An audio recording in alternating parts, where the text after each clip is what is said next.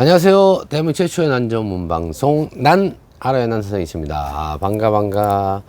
오늘은 막실라리아 관리 재배법 또 꽃보는 방법에 대해서 간략히 설명을 드리는 자리인데 특별히 오늘은 강원도 원주시에 있는 문막 농협 여성 조합원님들을 위해서 촬영하게 됐습니다. 이 영상을 보시는 다른 분들도 도움이 되시면 보셔도 되고요. 특별히 그러니까 원주시 문막농협의 여성복지과에서 그 여성 조합원님들 위해서 원예 수업, 반려식물 수업을 고민하시다가 저희한테 연락을 와서 원래 둘 중에 하나 하려고 했어요. 그거죠? 포켓너브하고 막실라리아. 근데 대부분이 막실라리아를 원하신다 그래서 제가 막실라리아 실습 직접 제가 현장에 원주시에 가면 좋겠지만 멀잖아요. 그래서 갈 수가 없어서 못 가는데 그래서 오늘 막실라리아 수업을 하도록 하겠습니다. 근데 이게 오늘 이 방송 보시는 내일이구나. 내일인데 저희가 원래 택배로 보내기로 했는데 연휴 끝이라서 택배가 못 가요. 또 연휴 전에는 또 너무 길어서 텀이 길어서 못 갔는데 그런데 이야 참 이게 그 멀리서 여성복지과 황인정 과장님께서 직원분하고 차를 여기까지 이 멀리까지 아침 일찍 오셔갖고 실습 재료를 싣고 가셨습니다.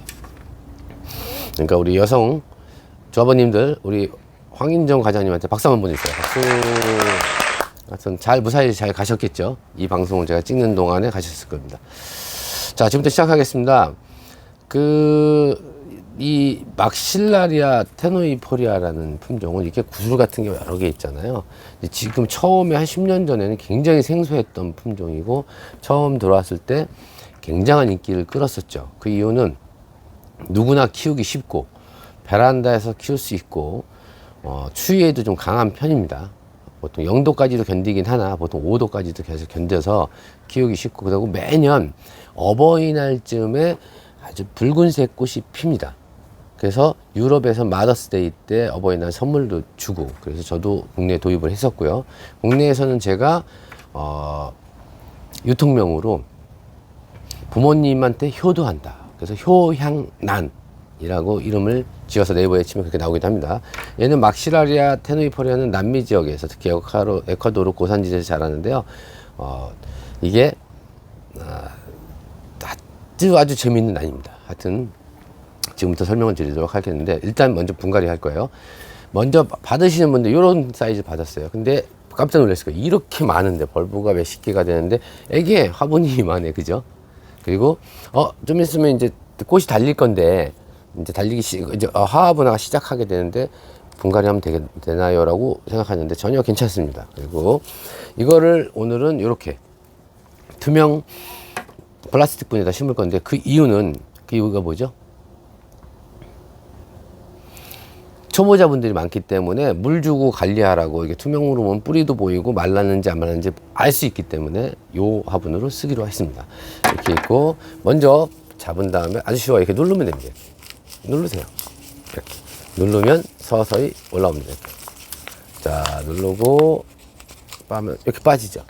그리고 밖으로 심어져 있죠. 그 다음에 뿌리하고 그렇죠? 뿌리가 전체적으로 발달을 했고 뿌리가 이상이 없죠. 그럼 이런 경우는 어떻게 해요?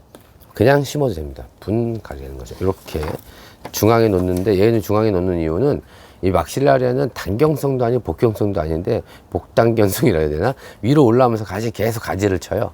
그래서 이런 상황은 계속 하나가 2개 되고 그죠? 2개가 4개, 5개 되고 5개가 10개 되고 하면 이렇게 해서 쓰러질 거 아니에요. 그죠? 야생에서는. 저는 근데 어떻게 그렇게 제가 한 10몇 년 키워봤는데 이렇게 올라가진 않더라고요. 보통 이렇게 눕기도 하고 그러는데 하여튼 그래서 이렇게 중앙으로 놓고 준비해 놓은 이렇게 갔을 겁니다. 이렇게 그죠? 이렇게 갔으니까 아이고 이거를 잡고 요 사이에다가 중앙에다 이렇게 털고요.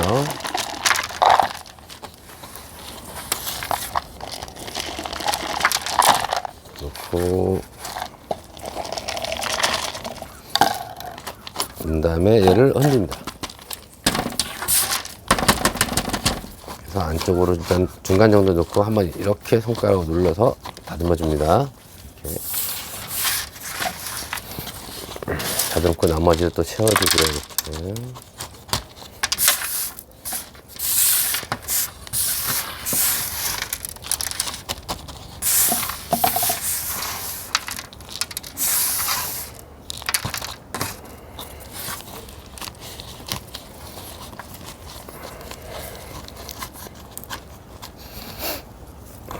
이렇게 심으면 딱 끝. 아주 쉽죠. 자, 이렇게 끝났습니다. 끝나면 여기 이름표가 있죠. 이름표는 여기다 이렇게 꽂아 주시면 되고, 자, 지금부터 성격에 대해서 말씀드릴게요. 여기는 보시면 여기 진한 발부가 있고 이렇게 연한 연독색 있죠. 연독색은 올해 새로 나온 것들이에요. 그럼 많이 나왔죠. 하나, 둘, 셋, 넷, 다섯, 여섯, 한 열 몇 개 정도 나왔어요. 그죠? 매년 요 마디에서 또 나오고 또 나와서 이렇게 자라는 건데, 요게 일단 햇빛은 보통 원산지에서는 떼앞에서 자라긴 하는데 여기선 그러지 못하잖아요. 떼앞에서 내놓으면은 자라긴 하나 탑니다. 조금 실내에서 컸기 때문에. 그래서 빛은 반그늘보다 좀 더 많은 반양지가 좋습니다. 아시겠죠? 반양지면 그냥 베란다에서 키우고, 아니 단독주택, 원주 같은 경우는 단독주택이 많을 거예요. 농가주택도 있으니까 단독주택에서는 햇빛에 바로 내놓는 게 아니라 약간 햇빛이 걸쳐서 들어올 수 있는 곳에 야외에 내놓는 게 좋고, 온도는 연중으로 봤을 때 일단 온도 올라가는 건 35도, 40도 올라가도 뭐 야외에서, 그죠? 야외에서 한여름에 35도 이렇게 올라가 37도 올라가도 괜찮습니다. 단 겨울에는 0도까지도 괜찮으나 보통 5도 미만으로 안 떨어지는 게 좋죠. 그러면 베란다도 적당해요. 그래서 키우시면 되고, 물은 이게 분갈이 다 끝나면 밥그릇이 심어져 있잖아요. 샤워기로 물을 쭉 빼줍니다. 쫙 빼줘요. 잠깐 여러 번 빼줘갖고 밑에 있는 찌꺼기나 이런 것들을 빼주고 물도 흠뻑 먹게 놔두고, 그 다음에는 부터 어떻게 하면 되냐면, 여기서 이게 물을 줘갖고 물 잘 못 먹어요. 특히 밖으로 되어 있기 때문에. 그래서 여기를 보면 여기가 색깔이 진한 색이에요. 안에가. 그죠? 왜? 나무가 젖어 있으니까. 바크가 나무 껍질이 젖어 있으니까. 이게 어떻게 해요? 말라서 색깔이 흐려지면 물을 줄 때가 된 거예요. 그래서 이렇게 초보자분들을 위해서 투명물로 심은 거거든요. 그리고 마르면 어떻게 해요? 얘를 물에다가 여기까지 담굽니다. 이렇게 반복하면 돼요. 담그는데 무조건 말랐다가 담그는 게 나는 기본입니다. 물을 조금씩 자주 주면 무조건 죽이는 지름길이에요. 조금씩 자주 주면 뿌리가 썩죠. 뿌리가 썩으면 벌브가 마르고 또 그 안에가 습하니까 곰팡이가 생겨서 병에 걸려서 썩어서 죽고, 이런 경우들이 생기기 때문에 물은 무조건 말렸다가 흠뻑 준다. 근데 요거를 말렸다가 흠뻑 주고 말렸다가 흠뻑 주는데, 보통 담글 때는 5분, 10분 이상 담그는데, 그렇게 키웠는데도 불구하고 벌브가 쪼글쪼글하고 주름이 간다.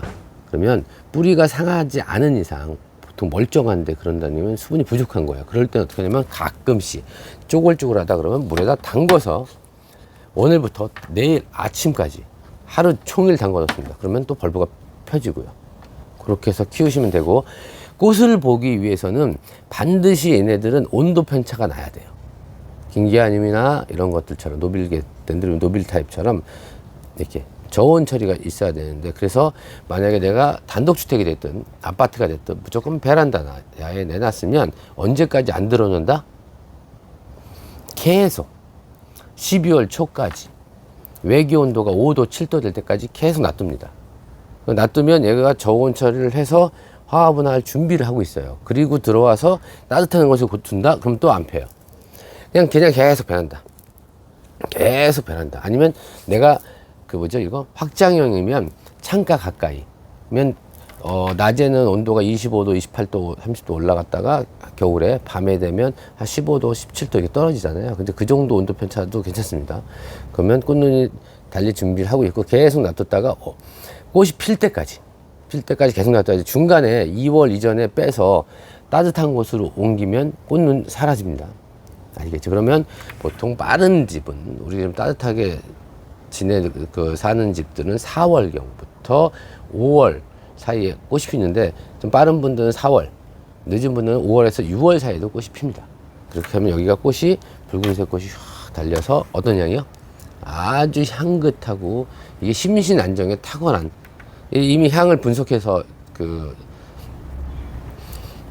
분석 그 농림부에서 관계자분들이 원예 특작가원에서 이미 연구를 해서 향이 굉장히 심신안정에 탁월하다고 이미 판정이 나 있습니다. 그래서 요거는 그래서 꽃이 5월경에 피면 꽃을 충분히 즐기고 꽃이 지면 또 반복해서 키우시는데 좀 더 자세한 거 벌브가 너무 커서 늘어진다든가 잘라서 삽목하고 늘리고 싶은 분들은 저의 다른 채널에서 막실라리아에서 여러 번 저희가 영상을 찍어 놓은 게 있으니까 그걸 참고하시면 됩니다. 아시겠죠? 자, 이렇게 해서 잘 키우셔갖고 올해 5월달 꽃 처음 보시고 앞으로 10년, 20년 잘 키우고 번식해서 다른 분한테도 이렇게 나눔도 하셨으면 좋겠습니다. 자, 지금까지 강원도 원주시의 문막농협의 여성복지과의 여성 조합원님들을 위해서 막실라리아의 재배법에 대해서 설명을 드렸습니다. 하여튼 이렇게 체험 때문에 저희 농원 찾아주시고 저희 이런 난으로 체험까지 해주신 우리 원주시 문막농협 관계자분께 다시 한번 감사드립니다. 자, 저는 이상 마치고요. 대한민국의 모든 난이 행복해지는 그날까지 화이팅!